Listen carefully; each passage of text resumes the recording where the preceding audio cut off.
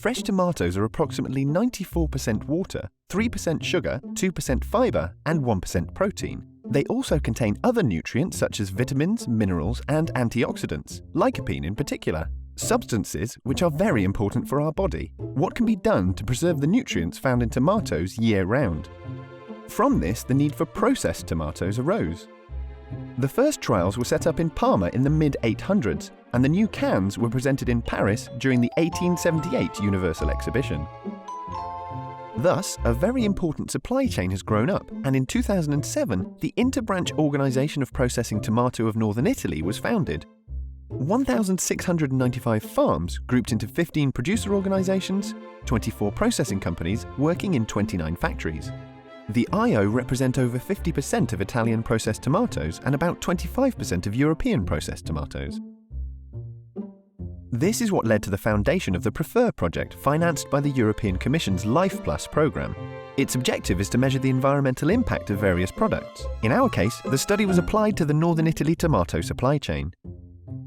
The production of tomato paste, pulp and sauce was analysed using 14 indicators, including CO2 emissions, the consumption of water and energy, and the use of fertilisers and agrochemicals.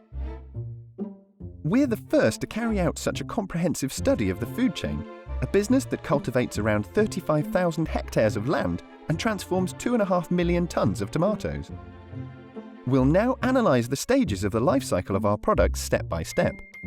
Today, seeds are sown in the greenhouse in the early spring. When the plants reach the right size, they're transplanted in fields, where they complete their cycle until the harvest between July and September.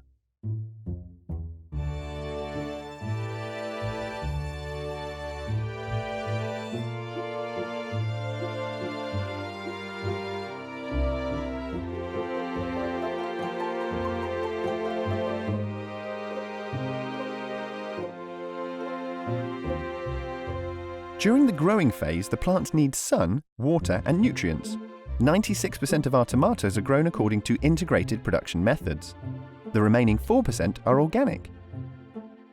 Integrated production allows for the use of few fertilizers and agrochemicals, ensuring healthy products and reducing the impact of crops on the environment.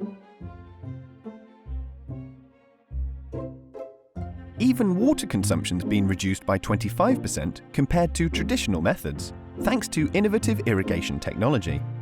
Special sensors measure the moisture in the soil and tell us when to irrigate. Drip irrigation systems also allow us to only send water to where it's needed without waste.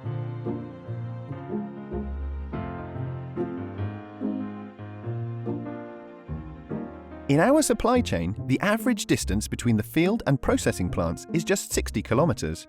As such, we make a fresh product and greatly limit CO2 emissions.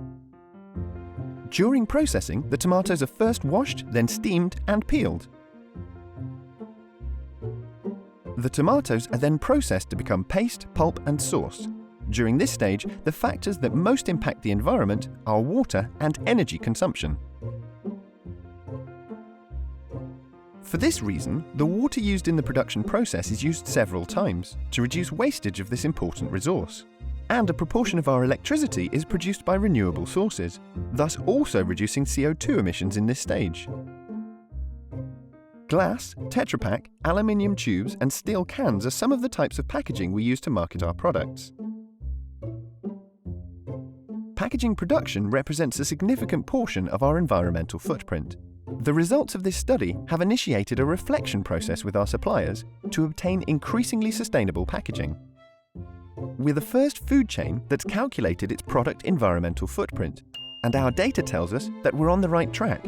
For example, to produce 400 grams of sauce, which will prepare pasta for 3 people, we consume the equivalent of a shower's worth of water.